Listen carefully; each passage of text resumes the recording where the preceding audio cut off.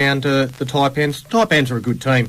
That they were sitting at third at the start of the round. However, they did prior to this game against the Wildcats. They gave the Brisbane Bullets their first win of the season. So the Taipans sort of came in on the back of a loss in a game they expected to win, and then they beat us in a game they were probably expected to lose. So it was bound to happen. It's the first time we've travelled at 2 games in a week. I think the game against Melbourne really took a bit out of us. I mean, that was obviously a tremendous performance earlier in the week. Beating them at home, and then travelling over to Cairns, which is never an easy place to go. I don't know how many people have travelled to Cairns, but it's not the easiest place to get to. It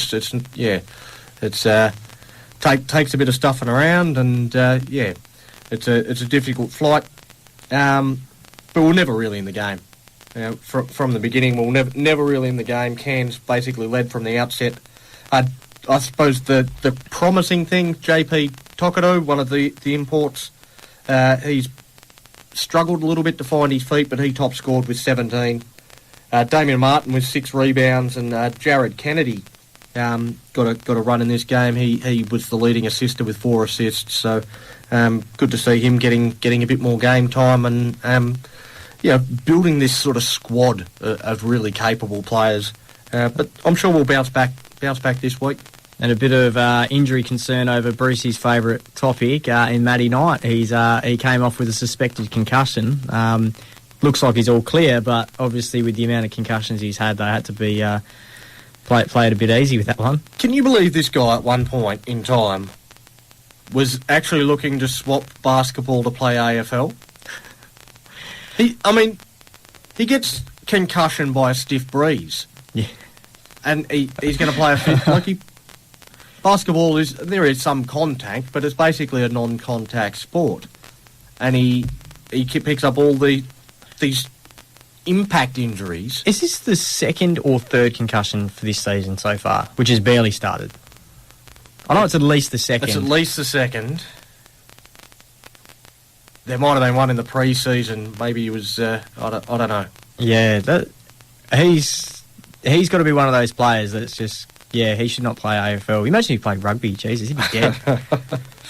Did wrestling or something. Now, a bit of good news about the Perth Wildcats as well is they're this Thursday, tomorrow night, their home game. So 6:30 p.m. They will be playing against the Illawarra Hawks, and they will be the Pink Cats. The Pink Wildcats, and they will be basically wearing all pink to raise money for breast cancer awareness. So fantastic charity, fantastic event to be launching, and there's a lot of support going into the team, basically saying, good on yous for doing this. And it's not a case of just wearing like pink socks or something. They are wearing all pink, and you can jump onto their website, and basically they're selling. For one, they're auctioning off the jerseys.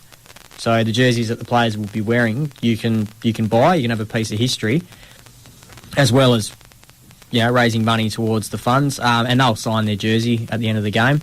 But you can also buy some memorabilia. The hats, the foam hands, the rest of it to go along and support not only the Perth Wildcats, who we all love, but also a very well recognised charity event in the breast cancer awareness. We see it in the cricket, we see it in the AFL, and it's great to see the basketball get on board. And in such a strong manner as well. Yeah, I mean, it's a great atmosphere there at the best of times, but it'll be something different to see a sea of pink out there at the arena, and a good game too. So another grand final rematch. We've sort of beaten them once already this season. Illawarra will want a real good crack at us. They've bounced back a little bit in recent weeks. They've had a bit of a tough start, but they've bounced back in the last couple of weeks. So they're going to be coming hard at us. We beat them already this year, as I mentioned, and are certainly looking to heap some more pain on them and maybe get that top spot back. We've had a great rivalry with New Zealand over the last couple of years, and they've leapfrogged us into top spots, so that's something to keep an eye on. one to put in your calendars when we play them later on in the season. It'll be a really good game tomorrow. The only thing I hope that doesn't happen, and this is what happened in the first couple of seasons of the AFL, when the AFL tried to, Melbourne Demons would wear they're the navy blue and red. They would be the navy blue and pink, and that was for breast cancer awareness. The umpires thought they'd jump on board and wore all pink, and it was an absolute nightmare because Melbourne players are kicking straight to the umpire who's, 40 metres away because they just look up and see pink and kick it straight to it. So let's hope that the umpires the refs have a bit of common sense for this game and don't do the same thing. Like, I know you guys want to get on board as well and show your support, which is fantastic, but time, place, circumstance, maybe... We're pink underwear, that's... Yeah, do something a little bit different. Maybe a pink headband or something would be great for you guys, but please, for the love of Christ, don't wear pink. We're going to move on to the combined Australian states versus England. Now, Donnie, bit special. You actually commentated this game. Oh, it was unreal. It was absolutely unreal experience to be able to call an international team, one of the best teams in the world in England, in a game of rugby league. Obviously, the combined affiliated states, there was 8 Western Australian boys involved in that team, and a fantastic experience for them. They were thoroughly outmatched. The final scoreline was 74 points to 12 in favour of England. They scored after about 20 seconds when the affiliated states boys, a bloke from the Northern Territory, dropped the ball, and the English halfback swooped on it, and it was all downhill from there. But 22-0 in the first quarter. The affiliated states boys, they did fight back. The second quarter, they were a lot closer, a lot more competitive after being a bit overawed by the likes of Sam Burgess and James Graham and Gareth Widdop and some of these huge superstars of the game playing against them. But second quarter was only 12-6 to England. So, and the try scored by the affiliated states, a West Australian boy, Ben Taylor from the North Beach Seagulls. He took an intercept and ran 80 metres, outpacing Gareth Widdop, who was the one giving chase, and couldn't catch him, couldn't run him down, and none of the English blokes could get to him. So it was, even though I've never seen a bigger smile on the face of a bloke that has been beaten 74-12 than I saw in Ben Taylor at the end of the game. He was just over the moon with the fact that he got to score a try against England. That's something you'll never be able to take away from him. We did the same in the second half. England came out in the second half full of running. They basically made 15 changes at half time. They came out in the second half. They blew us away again in that third quarter.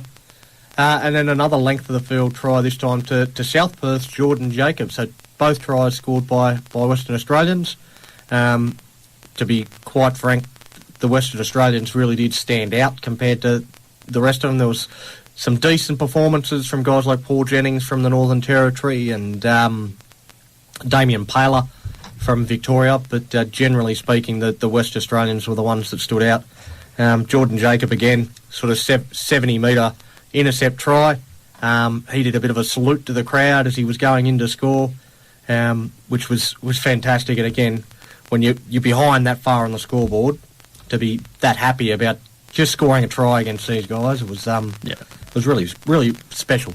And you got to meet a few special people yourself. I saw you a couple of photobomb selfies there. That's it. I got a couple of photos with a few of the boys after the game. I'm proudly wearing my media pass because I'm such a big deal. That's it. Yeah. I remember you actually sending me a Snapchat like saying, "Do you know how big of a deal I am right now?" I was like, it was. I mean, once in a lifetime experience for me too, I think. So make the most of it, and really enjoyed it. Yeah, that's fantastic. And, good on the guys. So just to, correct me if I'm wrong, but just trying to put it so I can understand, we're kind of talking like waffle versus All-Australian? Would that be? Yeah, that's a pretty good comparison. So, it's world-class footballers against park footballers. Yeah. Good on the guys. And, for the two that scored tries, I'd bet, like Ben Taylor, you'd be stoked with that. You're like, I scored a try against these guys. That is something that you will remember forever. Yeah, and they all swapped jerseys and stuff at the end of the game as well, which was a nice touch. Something you used to see sort of back in the the 80s and 90s a lot and further back, but at the end of grand finals, players used to swap jerseys and all that sort of stuff, and both teams got involved and did a bit of that at the end of this one. So there's a few blokes with something special in their pool room right now. So yeah. No, that's wonderful. And on to something else that's wonderful is the Wallabies. We got one up and we defeated the All Blacks, and I don't care if it was didn't matter. We still won. Hang on, the Wallabies beat the All Blacks. Yeah, I know. It's just fantastic. Let's just let that sink in. We talked this up. We talked this up last week. You said, how great is it every time we defeat the Kiwis? We always want to defeat the Kiwis, and we got it done this week. I didn't think it was going to happen, to be honest. The first try, that was, I think, not enough credit went for the tackle. I think the tackle really affected the throw. But once it happened, geez, there was no catching him. That was straight through. But then it was only about 5-10 minutes later, and I missed it because I watched the replay the next day, and I missed it both times. So I still don't know what happened, but I literally went to go get a beer, and I came back and New Zealand had scored a try. And then the next day, I was watching it at Brucey's house because we'd just been finished watching the MotoGP, and I think one of my kids asked for something. So I've literally gone for 30 seconds to go get something for my kid, and I've come back and I've missed it again. So what happened? How did they get their first try? Or don't you know either? I'm not entirely sure either, but it's pretty typical All Black stuff. They worked their way back into the game, and they got across the stripe. I can't even remember who scored the try, to be honest. I don't have that in my notes, but I've only got the Australian stuff. But Reece Hodge, that was a hell of a runaway try. He had a massive game too. That was a hell of a run though. Like straight away, he would have been wrecked after that, and he did. He backed it up for pretty much the whole game. But he kicked the penalty goal from 54 metres out that basically sealed the result. Sealed the win for the Wallabies. So, he was there at the beginning and he was there right at the end, and been over 800 days since the Wallabies beat the All Blacks. That's a long time between drinks. Yeah, no, the boys would have been pretty happy with that one. On to our local rugby, and Perth Spirit, unfortunately, bit of a... fell short against Sydney. Mate, premiership defence, all but over. A lot of people doing algebra and Pythagoras trying to work out if we can still make it. That there is a mathematical chance that the Spirit can still sneak into the finals, but we had to win this game. The Sydney Rays have been pretty ordinary. We came out of the blocks nice and quick, led 24 points to 6 after 23 minutes, and looked like it was something that we're going to do easily. And then even the Rays scored a couple of tries before half time, but we still led by 4 at half time, and still pretty confident. And then Verity Am scored his second try with 20 minutes to go that got us back within 1 point of the Rays. And again, with 20 minutes to go, you still thought the Spirit are going to come home over the top of them and we're going to win this game. That's not what happened. So 44-31, the Rays went on with the job, and our first loss at home against a team that's running down near the bottom of the table, and we had to win it. We had to win it to keep our finals hopes alive, and now they're all but dead. Yeah, as soon as you start talking about mathematics and what teams need to win and what teams need to lose and everything, I know it worked for West Coast this year in the AFL, but it's very rare. It's very rare that you get results going your way. We'll be back in a moment, and we're going to get around them. This is In the Sheds with Albie, Brucey and Donny on VCA 885 FM, where the valley comes alive. So we're going to get around them. We've got 3 very, very worthy people, but we're probably going to have to go through them a bit quicker than we'd like to give them we've like we normally do. We've gone over time, or going over time. Robbie Farah, for starters. You tagged me in this during the week, and this is amazing. Yeah, this one sort of caught me off guard a little bit.